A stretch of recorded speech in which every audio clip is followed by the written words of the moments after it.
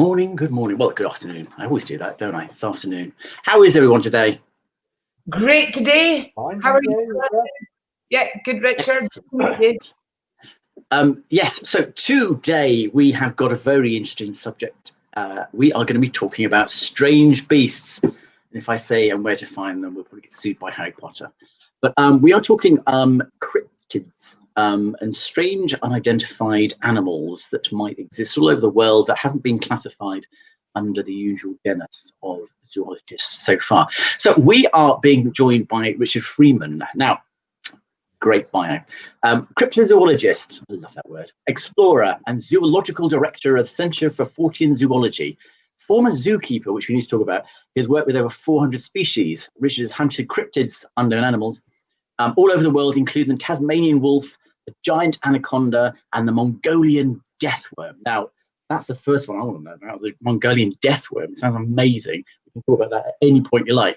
So any questions you might have about anything involving strange creatures? Have you seen, for example, any creatures such as anything from the Lochness Monster to the Beast of Bodmin to the Jersey Devil, which I've never heard of before, or even lucky enough to have seen any of the large ape-like, and you'll probably correct me on the expression, ape, any of the sort of humanid Homo erectus styles of Bigfoot or Yeti or any of those types? If you've ever been out in those areas where you may have seen something, do comment. If you can even send us a picture that we could put up, or even if you want to come on and talk to us about your experiences, you can join us on the screen and you'll appear up here with us. So any questions you've got for Richard or myself or Lara, then do come on and talk to us. We would love to speak to you today.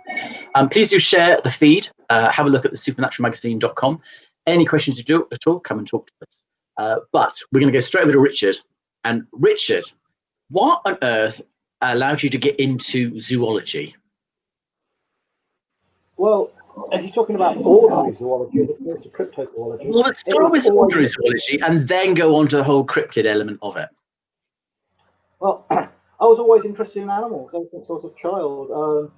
David Attenborough, I love David Attenborough with Life on Earth, which was the seminal series from 1975, which I loved.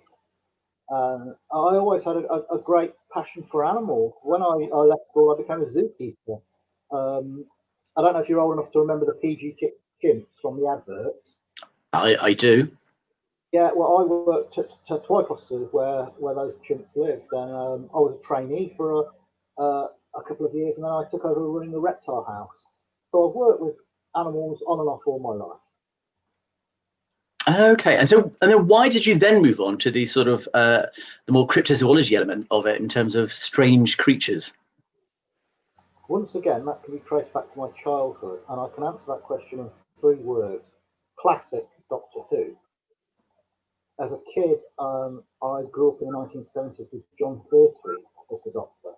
This is back in the days of real Doctor Who, before it became a ridiculous joke, a sort of woke, politically correct platform for virtue signalling, which makes me sick, and shame on the BBC for destroying their greatest franchise.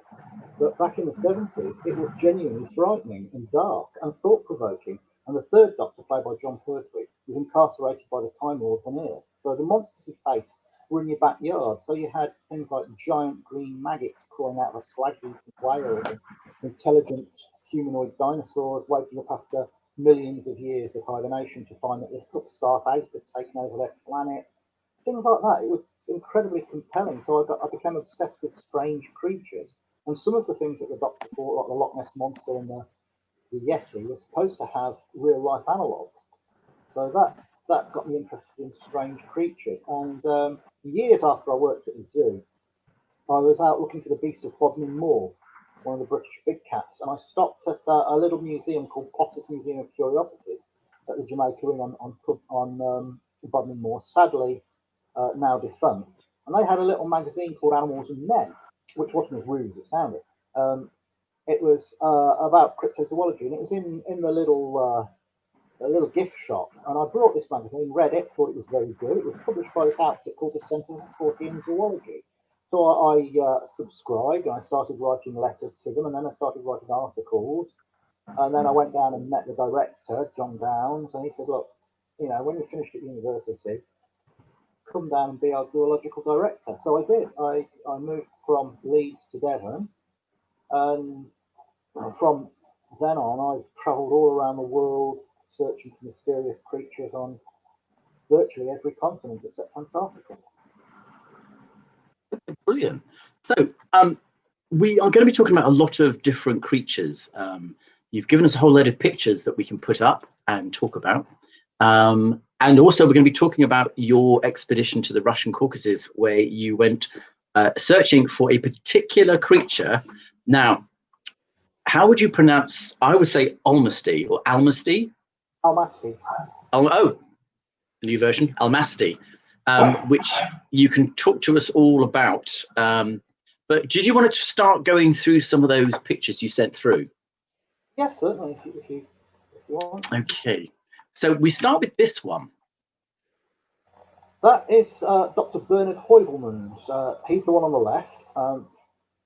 He was a Belgian cryptozoologist, well, a Belgian zoologist, and together with another gentleman who we'll be seeing in a minute,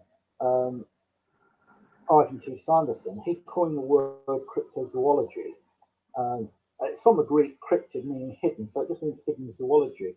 And between them, Heuvelmans and Sanderson came up with the idea that a lot of the creatures we talk about in mythology and legend are probably based on real animals, just unknown to science.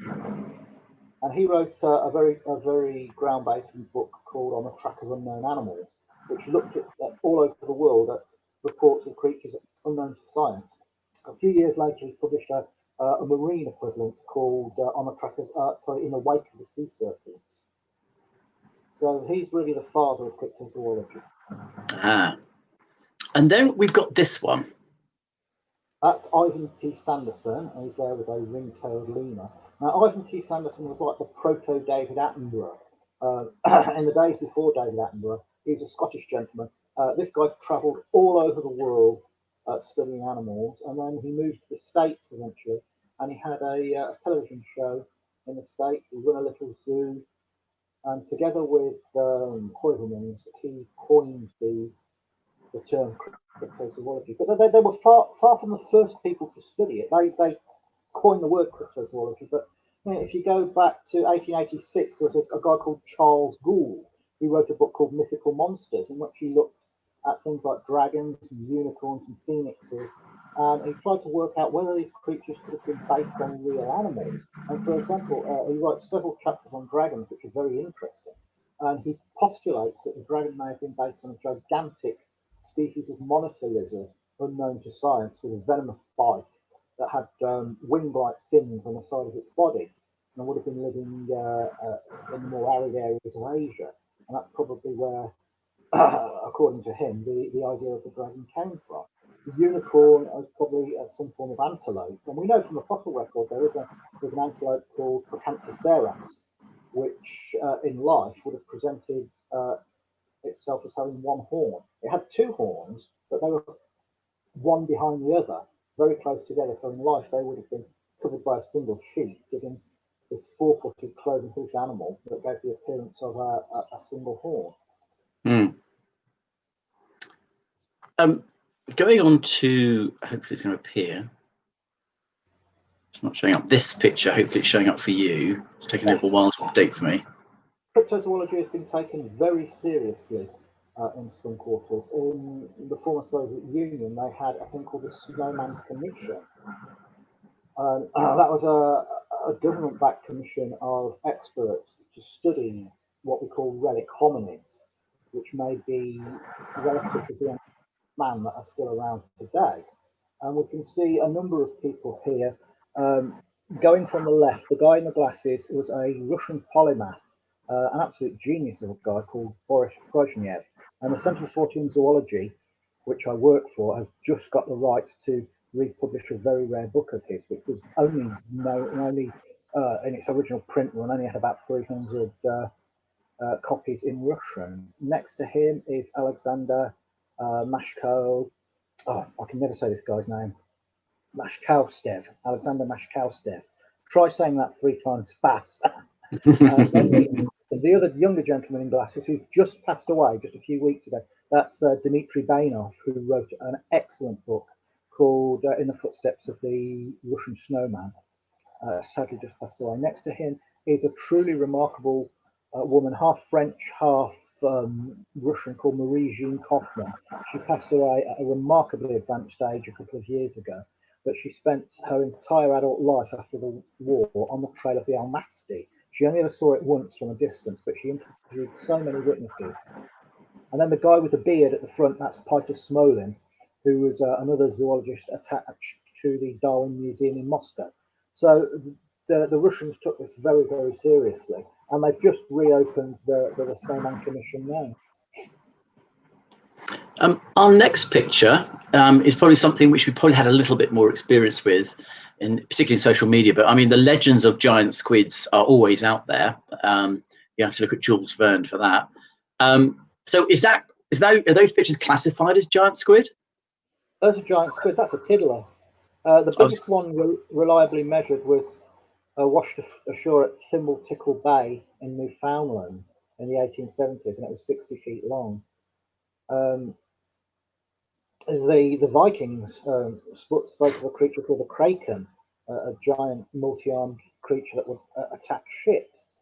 Now, way back in the 18th century, there was a French biologist called oh good God, what was his name? Pierre Denis de Montfort. This gentleman called Pierre Denis de Montfort, who was one of the most celebrated biologists in the entirety of the world at the time. He was an expert in mollusks. He was attached to the Natural History Museum in Paris, and he was sent all around the world on expeditions collecting mollusks and other things for the Natural History Museum. And he wrote a number of books which were very successful.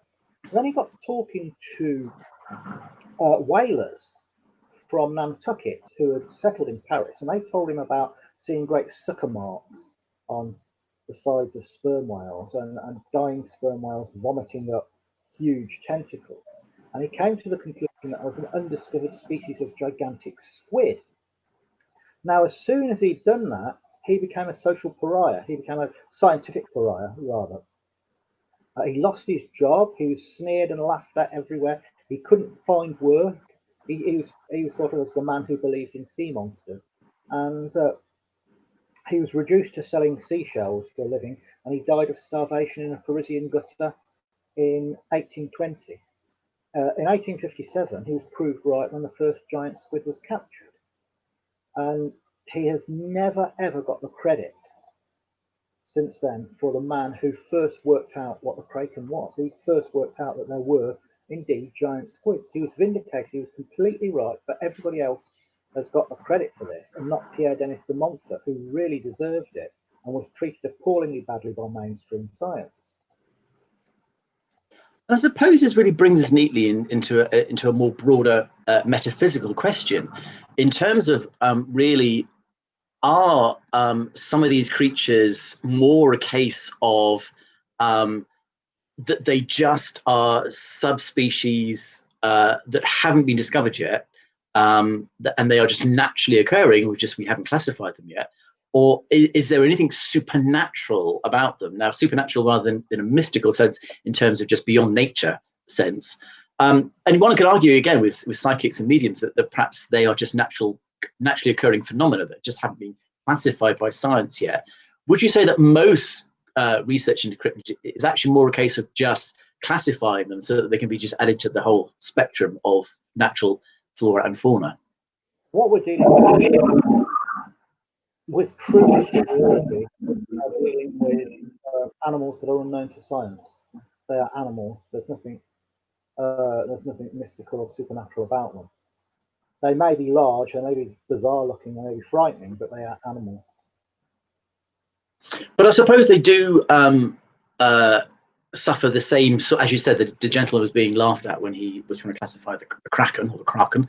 So that in the same way that some people have specified these creatures, like they do currently with Bigfoot and Yeti, they think that people who've seen them and some of the interactions they've had with them are just almost comical, and they're not taken seriously. But really, it's just a question of just getting the evidence and then classifying them. Absolutely. We all know what a snow leopard is. We've seen them in zoos, we've seen them on television. Well, the snow leopard, it was a known species, but no one had filmed it in the wild until the 1970s. And in the early 1970s, they set out to film the snow leopard. It took them something like 6 or 7 years in the field before they got the first film of a snow leopard. That's a known animal. Now, take something like the Yeti, which seems to be a higher primate, either a great ape or a relic hominin, something that doesn't want to be found, something that recognises humans as dangerous, keeps away from it. Imagine how difficult that's going to be to film. Your next picture, something we're all fairly familiar with. The mountain gorilla. Now, from Central Africa, explorers heard stories of a hairy giant that lived in the mountains, and it would occasionally come down from the mountains and carry off a native girl and rape her, or it would tear a branch from a tree and beat an elephant to death. Now, of course, these stories were nonsense, but the creature behind it, the mountain gorilla, is a real animal, and the mountain gorilla wasn't discovered until 1901. It was just this hairy ogre from native folklore, and you can see a blatantly obvious analog there with the Yeti. Bernard Heuvelmann's called this the mytholization process, where if an animal looks big and spectacular, all sorts of behavior or powers are attributed to it that it doesn't actually do. Gorillas are not aggressive at all unless they're provoked, but because it's a big, fierce-looking animal, it has this folklore attached to it. And moving on to your next picture, again, something we're fairly familiar with, but if not a different subspecies or genus, how would you classify that? The okapi, that wasn't discovered until the turn of the last century. The okapi. It's a short-necked relative of the giraffe. The pygmies from the Congo jungle would talk about an animal they said was a cross between a giraffe and a zebra, and they were roundly ignored until the first okapi was discovered. And a very similar animal is known from fossils in the Middle East from 15 million years ago. So nobody guessed that this archaic short-necked giraffe was still kicking around in the Congo in Central Africa until the 1900s, completely undiscovered. And I think you might have referenced this just a moment ago. Is that the Komodo dragon?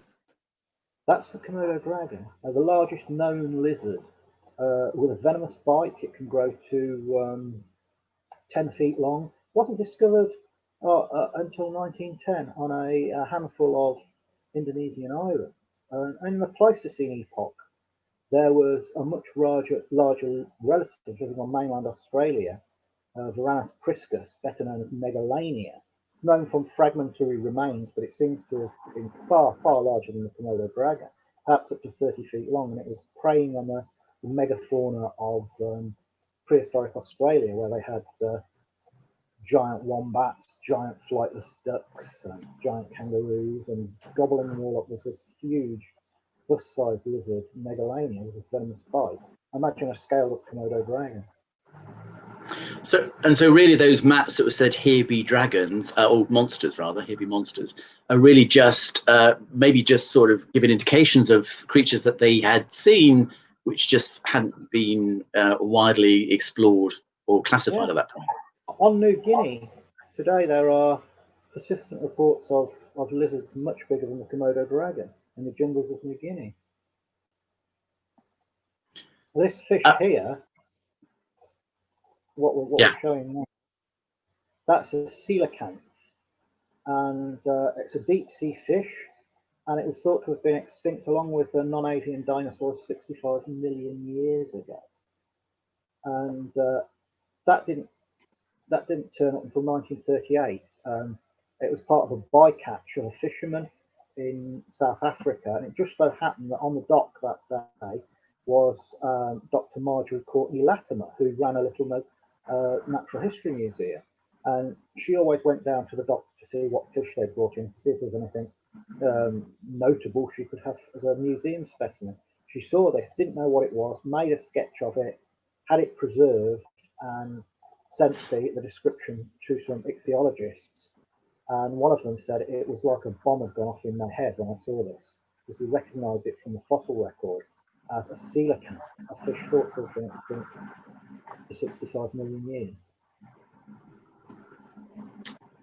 And then we have two, well, I would call them relatively cute creatures. You wouldn't think that if they were going for you with their tests. They are Chacoan peccaries, relatives of pigs. They were known from fossils from the last ice age up to 1971, when they were found alive and kicking in the Gran Chaco region of South America. And that's not a jungle area, it's an arid area with mainly cactuses and things like that. But that was nothing around there. No one had known it was there. This ice age animal still alive. Less cute, I would argue. The two pictures, I don't know if they're showing for you, but they're not showing for me at the moment. Try again. Yes, that's showing for me, yeah. Oh, okay, right. I'll get back there. Well, certainly less aggressive than the peccary. Staying in South America, this is the Amazon. And what we have here is the little black tapir or pygmy tapir. They're relatives of horses and rhinos. We're all seeing tapirs at the zoo, but this is a new species that wasn't discovered until 2013. Even more recently, on Sumatra, the Tapanuli orangutan, a large ape, a whole population of them, not discovered until 2017. The cross river gorilla in Africa, a new type of gorilla, wasn't discovered until very recently. And then next we have something very disturbing.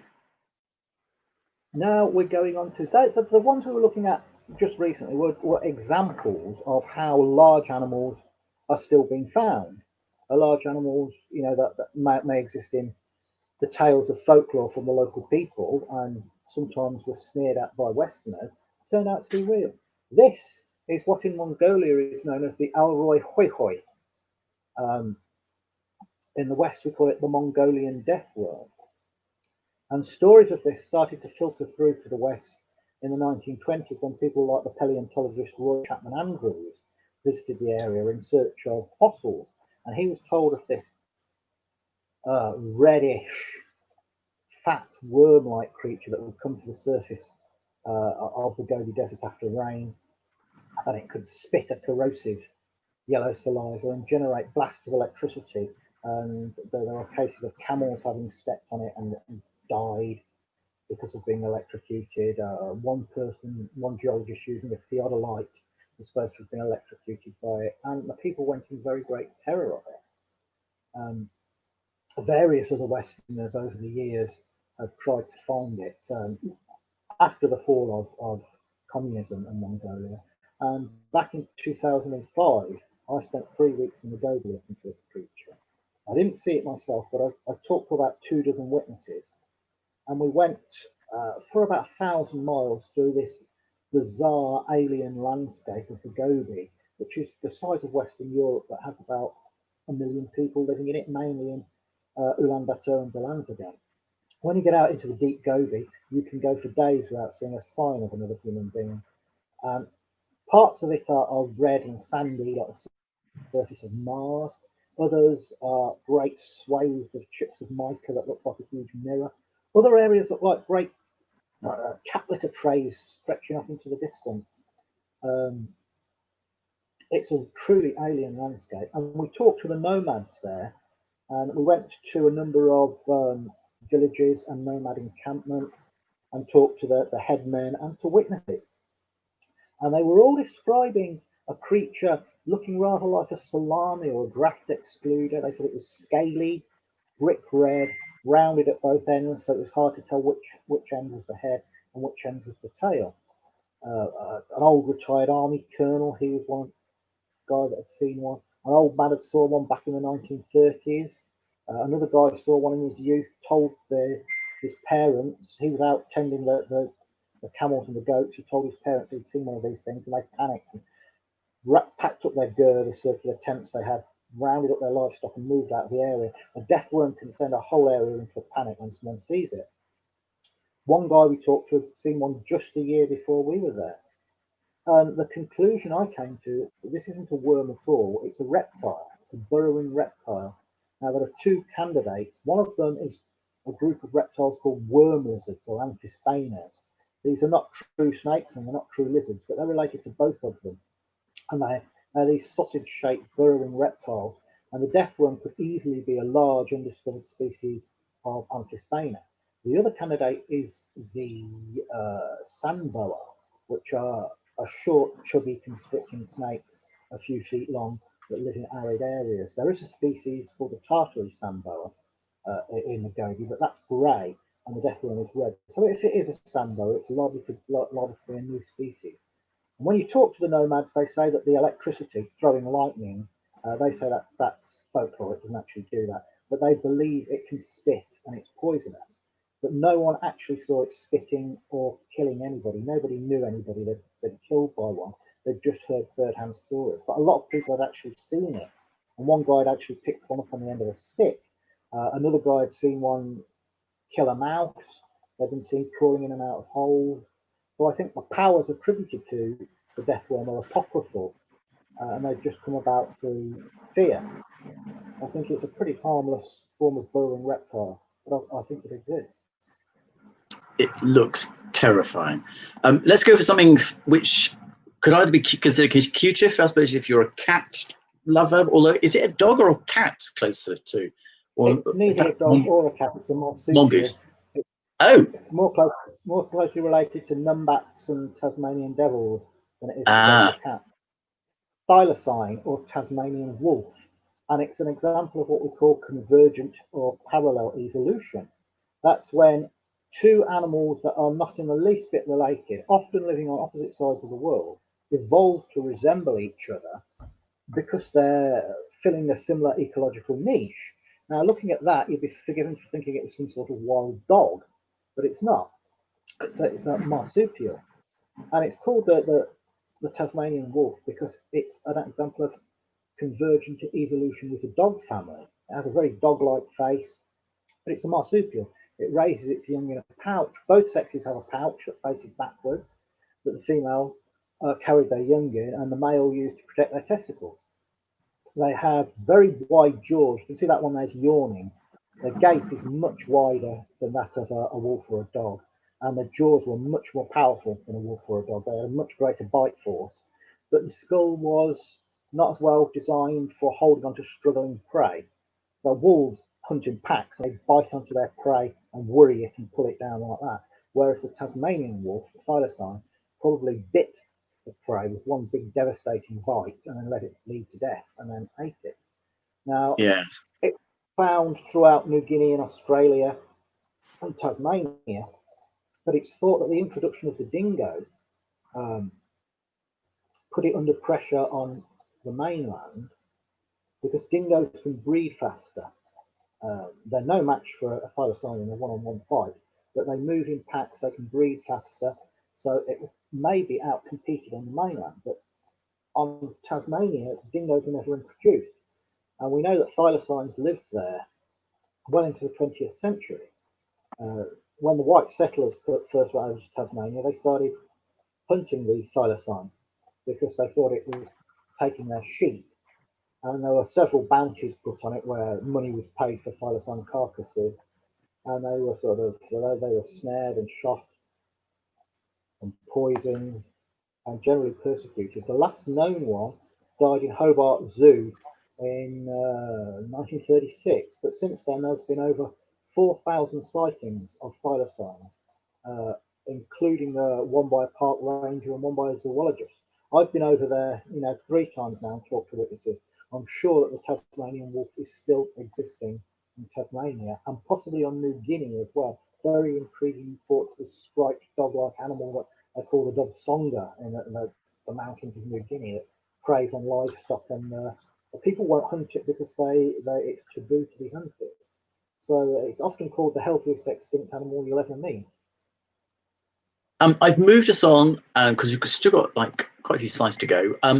This rather fearsome-looking snake. Now, surely most snakes have been discovered now. There can't be anything new in terms of. dimensions. But here we've got a different type of cryptid. Cryptids can come in different types. We can have things like the death worm. These are 3 examples, actually. Things like the death worm, where it's totally unknown to science.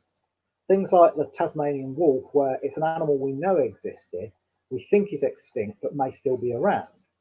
Now, this 3rd type of cryptid is a known animal that we know still exists, but one which has grown much, much bigger than the textbooks say it should. In this case, it's the giant anaconda. The biggest measured anaconda is something like 27 feet long.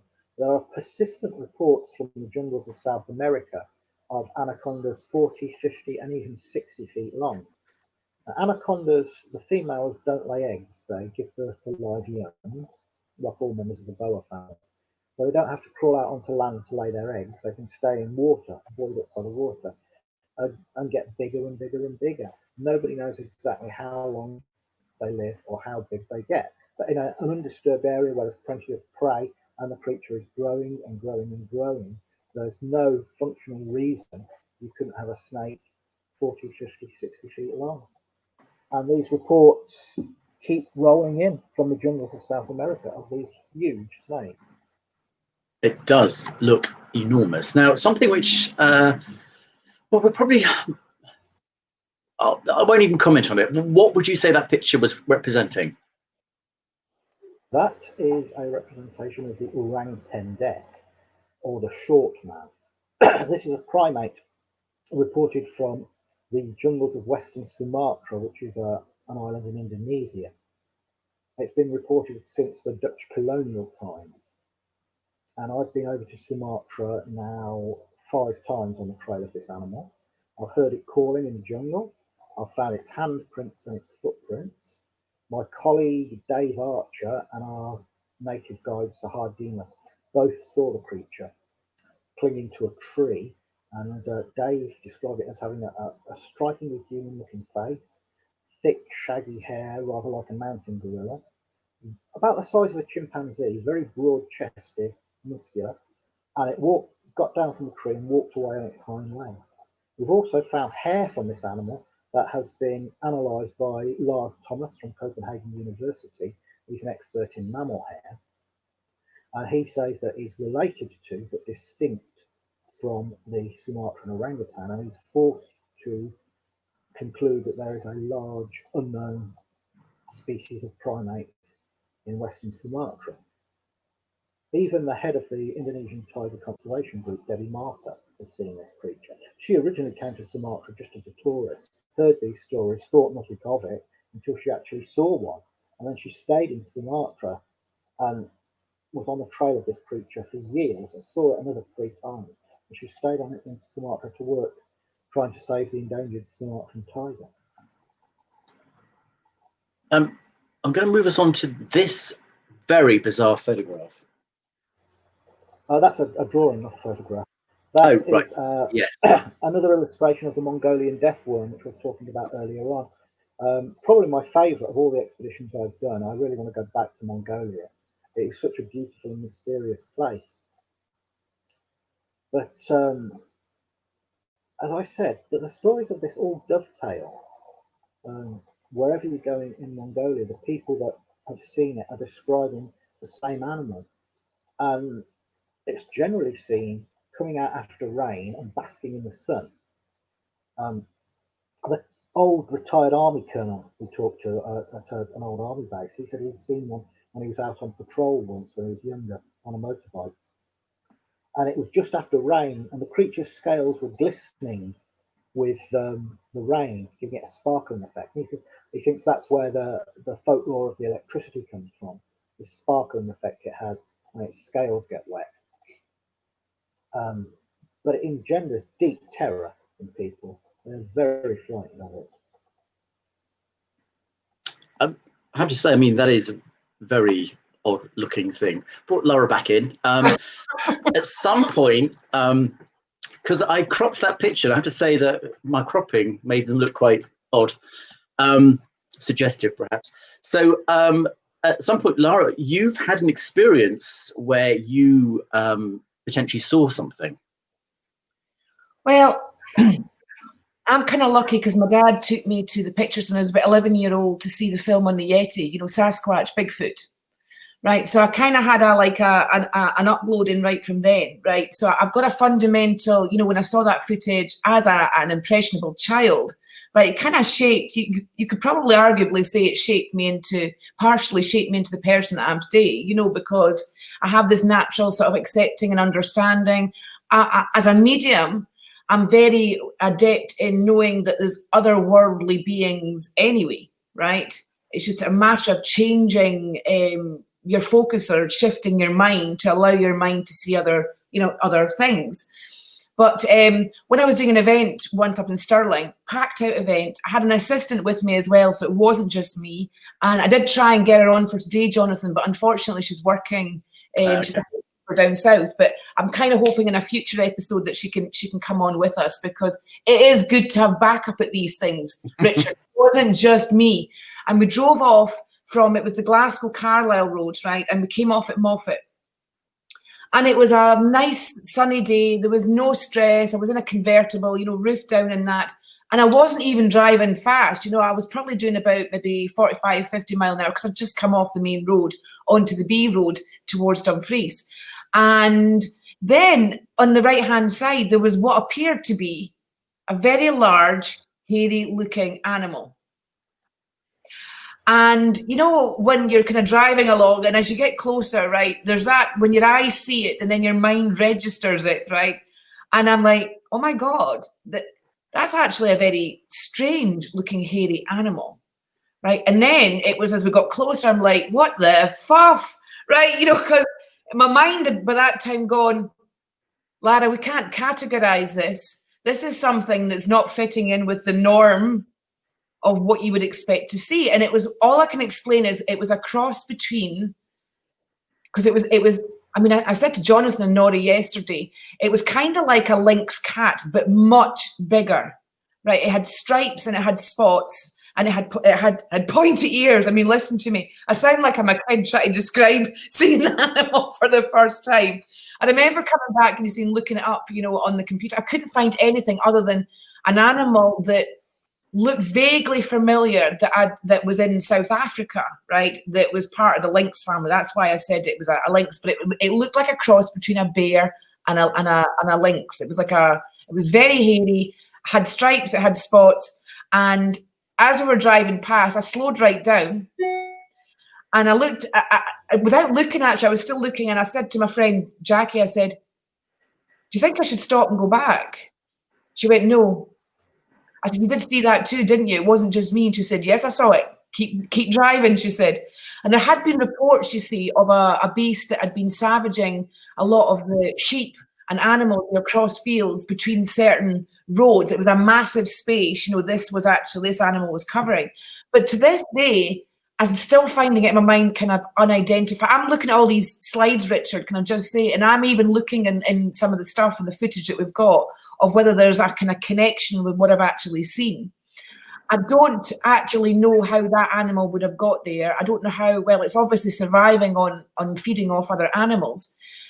There were reports in the paper periodically, nothing consistent, and certainly nothing, because I don't read the paper that often. I certainly wouldn't buy into it. It was the fact that I wasn't the only one that saw it. There were two of us that saw it. Do you have any idea what it could have been? It sounds like some form of exotic cat. Possibly a lynx, or possibly a hybrid, because different types of cat can hybridize, we know that. And it's not impossible that it's a lynx hybrid or a jungle cat hybrid. There's a cat called a jungle cat that lives in India and the Middle East. It's very lynx-like, and we know that can hybridize with domestic cats and make some very strange-looking hybrids. It was large, very large, probably the size of a miniature pony, like a horse, like a pony. Like maybe a 10-hand pony. It was huge. Something like a little Shetland pony or something like that. Bigger than a Shetland, because Shetland you can get the miniatures. I would say it was probably, no, I would say about 12 hands. Right, I'm used to looking at horses, right? I would say it was easily about 12 hands. It was that big. It was huge. What's a hand? What's that in feet? Is it 12 inches? A hand is 4 inches. Oh, it's that way, isn't it? Yeah. Interestingly, the next slide almost matches your description. Wow. Wasn't that, was it? It had spots in its face, right? I didn't see stripes in the back. That it had big, stocky arms, like bear arms, but at the front. But I also did have this picture, and of course, you wouldn't ever go, "Well, I saw this strange stripy cat thing, didn't identify it," because you would would know what that. exactly. Yeah, you'd know what that was. Yeah. But it's almost like we need an identikit on animals. The first one of those is the Tasmanian wolf, which we mentioned earlier. Yeah. Which I think is still around in Tasmania and New Guinea. The second one is the Caspian tiger. And the Caspian tiger lived in Central Asia up until the 1960s, when it was supposedly hunted into extinction. A couple of years ago, 2018, I was in the Romit Valley in Tajikistan in Central Asia, and I was looking for relic hominins. But a lot of the people we were talking to, as well as seeing these wild ape-like creatures, they said it was that they'd seen tigers as well. A lot of hunters said they'd seen them, that had their kills stolen by tigers. Farmers had said the tigers had broken into their stockades and carried away livestock. 2 guys said they'd seen females with cubs. We talked to mullahs at a mosque in the Romit Valley, many of whom said they'd seen these things. And most interestingly, we talked to a park ranger, a wildlife ranger there, and he had seen a tiger from only about 100 feet away just a month before we were there. That's an animal we know existed. It's supposed to be extinct, but there seem to be populations of them hanging on in the Romit Valley. And when I got back to England, I wrote to every single tiger conservation group I could find online and gave them this information, and only one of them had the decency to write back to me, and they said, "Oh, this is interesting, but we only deal with the Siberian tiger." Nobody was interested. Good Lord. Did you see Gail? Gail remembers when that happened, and she's also seen something, and it was Dumfries to Brampton. Brampton is actually just off that main road, but lower down from where I saw it, probably about 20 miles. For a very long description from Gail about this, something that was black, bigger than a German Shepherd. Noticed the tail was long and slim, but not like a dog's tail. So very much like the cat, the Tasmanian devil one. That's a pretty accurate description of a black leopard, a panther. Most of the big cats in Britain. The one I saw did not look like a panther. I know what a panther looks like, right? However, that one that Gail's talking about, there were reports of people seeing a panther across the fields, right? That went on for a good couple of years anyway. So a lot of these... Sorry, Richard. Most of the reports in Britain are of black leopards, panthers, or pumas, which are the brown American big cat, or European lynx. There are the 3 main ones. Well, the thing you saw, the description is like a lynx, but the size is much greater than a lynx. Yes. And that's the part that didn't fit in with me. When I did my research, I got to as far as it looked like a type of lynx. And I'm thinking that it was maybe a hybrid that had crossbred with something. And that's what I saw. It was a crossbred, lynx with something else. Well, usually when exotic cats cross, they cross with things that are of a similar size. So in captivity, you can get lions and tigers crossing, like lidons or tigers and tigons. There have been cases of leopards and pumas crossing in captivity. But with something like a tiger or a lion, if they came across a lynx, they'd probably eat it rather than try and mate with it because of the massive size. I know. One thing that hasn't... Maybe it was a vegetarian. Big cats do. Big cats do. Smaller cats. It's well known. One thing that's intrigued me over the years is reports of giant animals. And I'm particularly interested in reports of giant anacondas and giant pythons, but also giant crocodiles. There are reports of massive, massive crocodiles, bigger than anything known to science from around the world. And I've postulated that maybe there's some genetic quirk that some of these things have, where in a population you will get a freakishly large individual every so often. What causes this, I don't know, but it seems to be in known species you will get a giant individual every now and again. It happens in all species, doesn't it? You will get a Get it with anomaly. Could be as well. humans. Yeah, when they've got a problem with their pituitary gland or whatever, you know, it makes them like a giant version of that, doesn't it? Yes, but particularly with reptiles, if they're in an undisturbed area, and they live very long anyway, and they continue to grow throughout their lives, if they're in an undisturbed area with lots of food, there's no reason they can't get enormously big. Now, take for instance eels, which are fish, obviously. It wasn't discovered how they bred until relatively recently. All the eels you catch in fresh water have no sexual organs whatsoever, and they don't sexually develop until they're very old, and this can differ from place to place.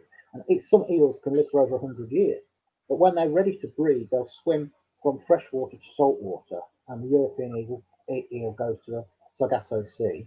Wow. And it's thought that they navigate by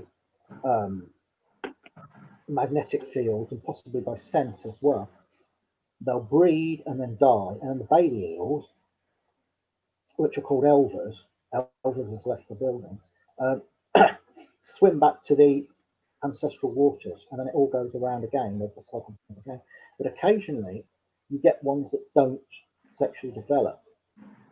It's been postulated that these eunuch eels can grow to immense sizes because they just stay in fresh water and they never go out to sea and breed. They never sexually develop and just get bigger and bigger and bigger. Not 2004, a group of Canadian scientists, Canadian tourists, reported seeing an eel in Loch Ness that was 25 feet long.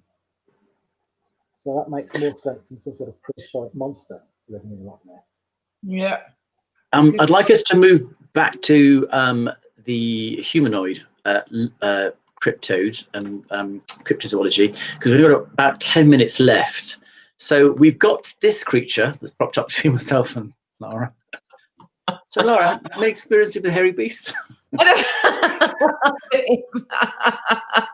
Oh my God, I felt like that at times, I've got to say, I have. Who hasn't? Who hasn't? Richard, would you like to explain who this is? That is a reconstruction of Homo erectus. Now, the almasty, which we mentioned earlier, in the early days of the Snowman Commission back in the 50s, they thought it might be a relic surviving form of Neanderthal. But we now know that Neanderthal man is not that different from us. If you got a Neanderthal, shaved him, washed him, put him in a suit, he could walk down any street in Britain and no one would really bat an eyelid. They might think, God, that guy's a bit ugly, but they think that about me. They weren't that good. They were highly advanced. They used fire. It's been discovered that they made art. They wore clothes. They weren't that different to us. And they had very big noses. They were quite short. The biggest ones were only about 5'8", the very biggest ones. But they had very large noses. Not at all like the reports of the almasty, which is something much bigger, 7.5 feet, very flat nose, thick brow ridge, primitive. That's something different. That picture you've got there. That's not an almasty. So what are we now looking at then? Well, let's finish with the almasty first. Oh, right. So okay. The almasty, it's more human-like than the Yeti. It's smaller than the Yeti. It's more human-like, but it's clearly not a modern human. So one of the theories is that it's an early offshoot of either Homo erectus or Homo habilis. We know Homo erectus left Africa and it evolved into Neanderthal man and modern man and a number of different species. But just recently we found that the much more primitive Homo habilis also left Africa, and that was the ancestor of Homo floresiensis, Homo luzonensis, and a new species that has yet to be named from China. So it has this lineage coming out of Africa that we didn't know about. So it could have evolved into all sorts of things. So we think the almasty is a descendant of one of these creatures. Now back to the other one, we just showed a minute ago. That is the Yeti, much bigger, up to 3 meters tall, Once again, has primitive tool use. It can hurl rocks or swing a club, but it doesn't use fire. Much more ape-like, much more bestial. I was in northern India on the trail of the Yeti, which has many different names. And this creature in northern India is known as the Mande Barung, the forest man. And the witnesses were describing an animal that looked very like a gorilla that's standing on its hind legs, about 3 meters tall, black fur. There's quite a difference from place to place in the fur of the Yeti. In China, where it's known as a yeren, it's very sort of reddish colour. In Nepal and Tibet, it tends to be dark brown, and in northern India, it's black. But you get that colour difference in known animals anyway within their ranges. The Yeti is never white. The Yeti is a fallacy. It comes from a mistranslation of the Sino-Tibetan name Miko Kangme, which means abominable man of the rocks, mistranslated as abominable man of the snows. And that's why we get the totally fallacious idea of a white Yeti. I've seen the footprints of these creatures along a jungle stream in northern India. I've talked to witnesses that are describing this 3 meter tall animal looking very like a gorilla. And one guy said he saw it making a nest. The way that gorillas make nests, he saw it making this great nest in the forest floor. He was looking at it from a hill, looking down on it. Another guy saw a female feeding on bamboo while it suckled a young. Many people had seen them and said that it did a sort of threat display, shaking the bushes and bellowing in the same way that gorillas do when they want to scare people off.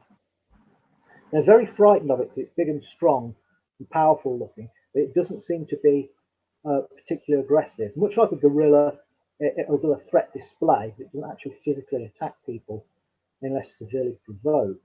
We do know there was a giant ape that lived in India and Vietnam and other parts of Asia called Gigantopithecus, and it's known from teeth and jaw bones. And it was considerably bigger than the largest gorilla. And due to the shape of the jaws, it's been postulated that it walked around on its hind legs rather than on all fours like a gorilla. And that may be the ancestor of the Yeti. Now, what we've got here is an illustration I took with me to Tajikistan. I mentioned earlier about going to look for a creature called the ghoul in Tajikistan, and we unearthed these stories of the Caspian tiger. You get that a lot when you go somewhere looking for one animal. You'll hear stories about another. When we were looking for the giant anaconda, we heard stories about an undiscovered race of pygmies and a creature called the water tiger. We took a lot of sort of illustrations of Bigfoot and other mystery creatures with us, other mystery apes and hominins, and pictures of known species of apes and reconstructions of prehistoric hominins. And the witnesses in Tajikistan all pointed out that this is the one that looked most like the ghoul. It's quite different from the almasty, quite different from the Yeti. They said it was about 5.5 feet tall, so not huge, more like the orang pendek in size. It had very long arms, and the first thing when they talk about when they're describing the ghoul is the shape of the hand and the thumb. If you were going to make up a story about a monster, you're not going to say, the first thing you're going to say it had weird thumbs. They say the thumbs are much further back on the hand than a human's are, making the palm area of the hand much longer than it is in a human's. And that's more like the hand structure of a chimpanzee, which indicates something very primitive, much more primitive than Homo erectus or Homo habilis, something more related to something possibly like Ardipithecus, which was a very early Australopithecine relative. So the whole hand structure there is pointing at something much more primitive than an almasty, and it seems to be quite aggressive. It will hurl rocks and it will attack people, much more aggressive than the almasty. Bones. Someone's saying, why are bones? Yes, Natalie's asked about why have no bones been found, but in fact, some of what you were saying, isn't that because of genetic testing in the bones?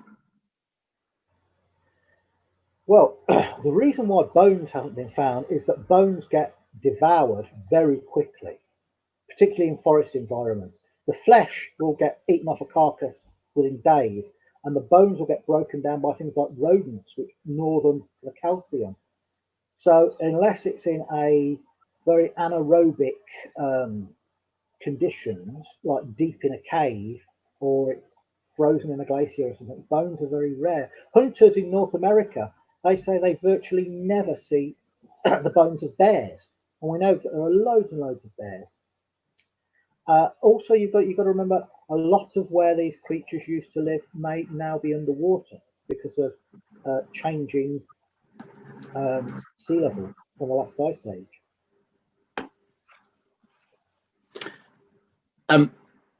We've got a question about apes in a film called Skullduggery and a film called Boggy Creek. I don't know if that was the question. I don't know if they're actually questions, actually.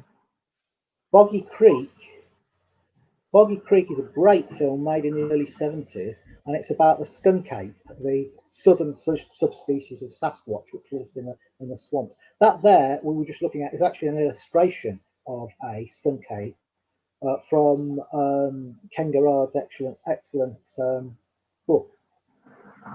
The skunk ape is similar to the Sasquatch, but more slender, and it lives in this semi-tropical environment in the swamps.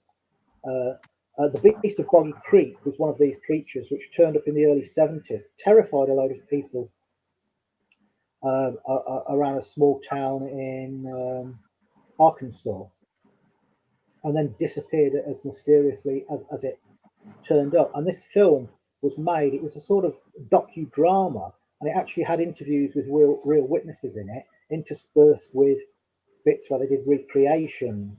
And it's very understated, very creepy. It's knocking around on YouTube if you want to see it. It's one of the best films on Bigfoot ever made, and it was done on a micro budget, but it was done really well, and it was a huge success.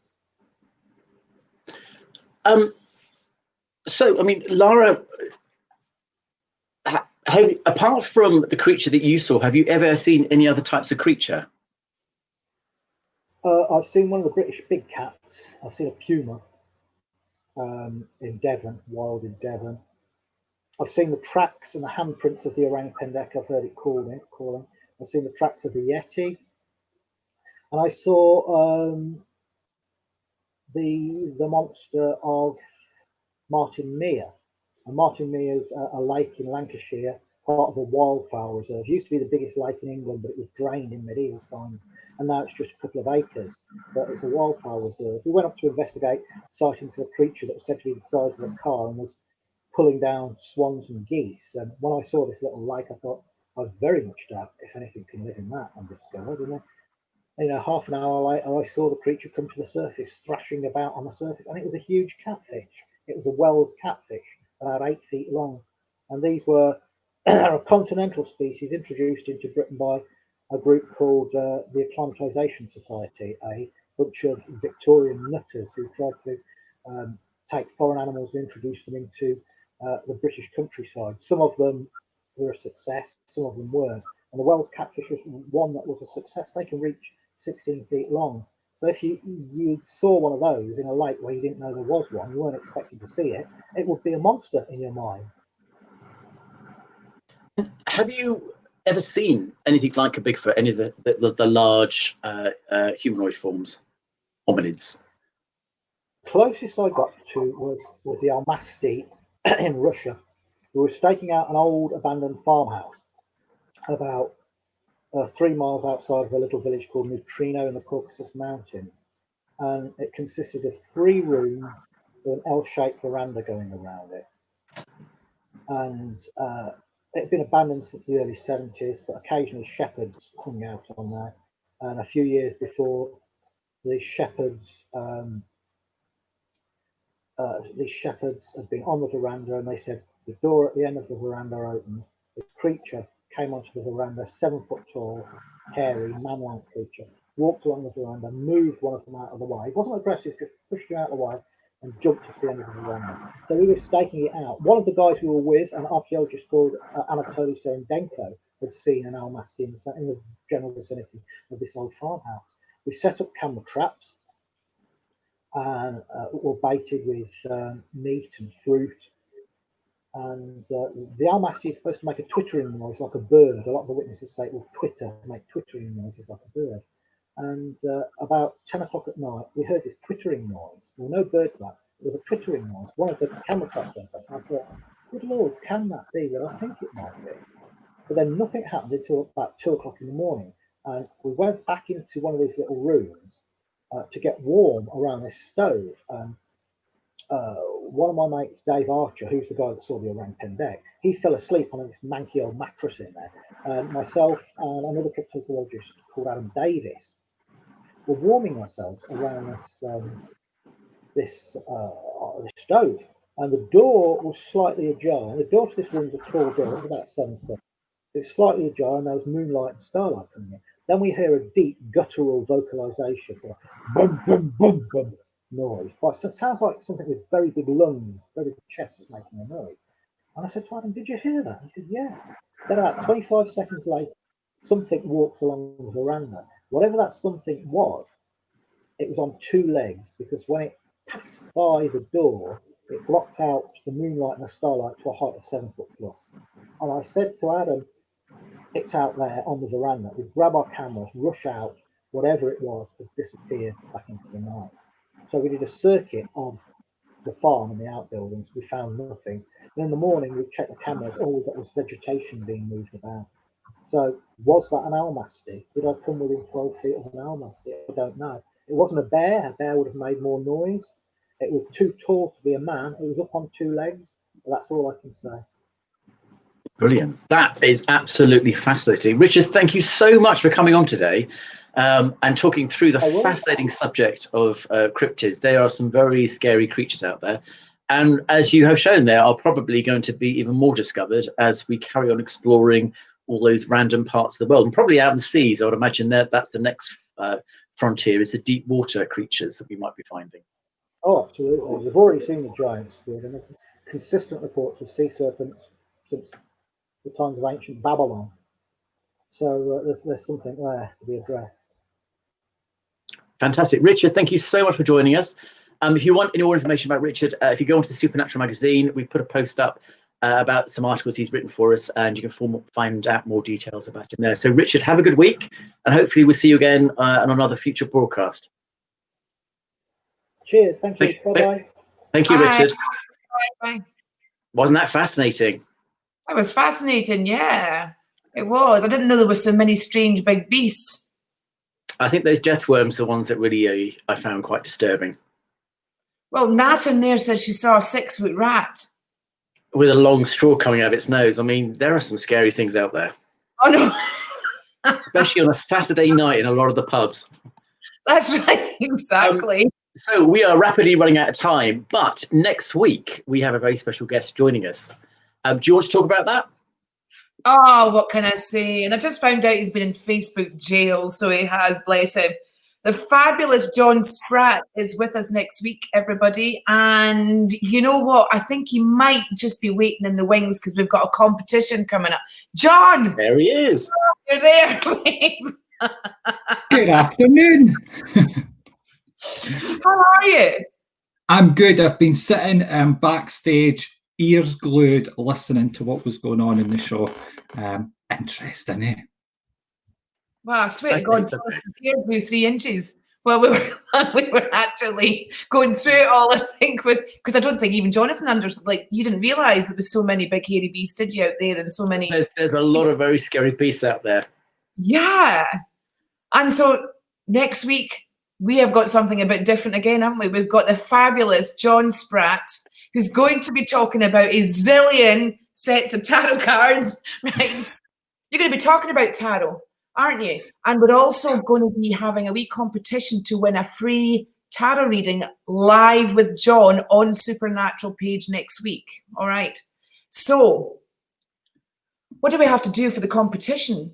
Is it the amount of people that's sharing the video? Whatever you want to do. Yeah, should we do that? More to share. I'm thinking that as well, right? So guys, those of you who are on, right, get the word out. We're going to be posting out as well. We'll be counting the amount of shares, right, for the video, for this video, or for the advert of John being on next week, because that'll be up as well, won't it? It will. Right, so we'll count shares, and the person that does the most shares will be selected to win for a free reading with John Spratt next week. All right, which will send you the link and you come on live. So you've got to agree to come on live to do this within that hour.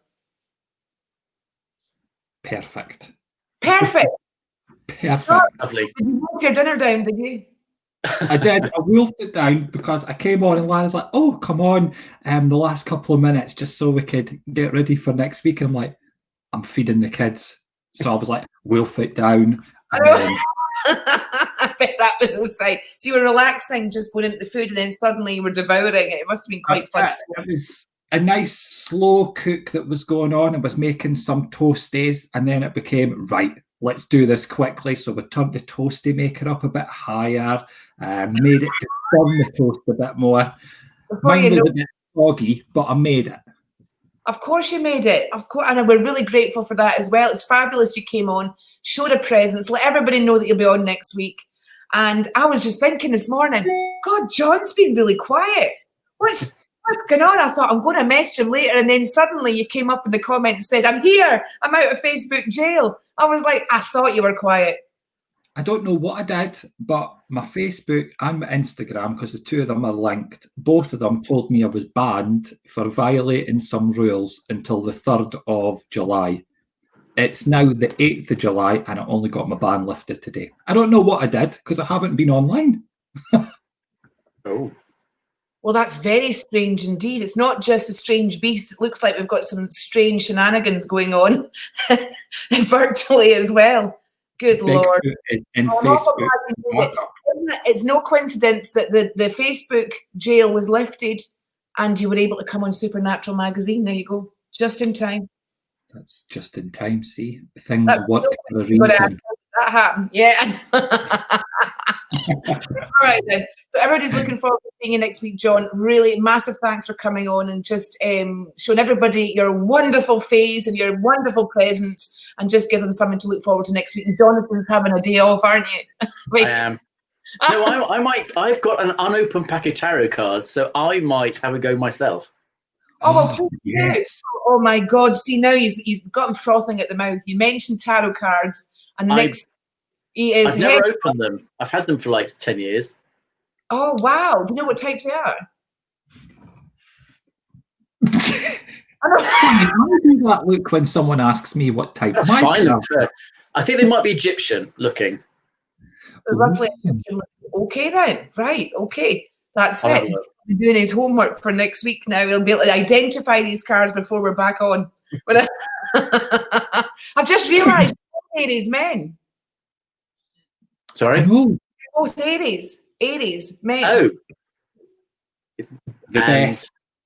Look at that. They both did it at the same time as well. Look at that. Of course they're the best. What can I say? All right, guys. Thank you so much, John, for coming on with us this week. Can't wait until we do the tarot thing next week. I know. You're going to have to look out all those sets of cards now. We won't be seeing you for sets of cards. I might have to put myself back in Facebook jail just to get them all out. I know. I can't wait to see your cards, Jonathan. Yes, when I can find them. I did put them somewhere. I thought, well, I'll dig them out, and I can't remember where I've put them now, so I will find them. Great stuff. No problem. Okay then, guys. That's us for this week. Yep. Have a lovely week. Have a fabulous week. Take care. Bye-bye for now. Care. Bye. Bye.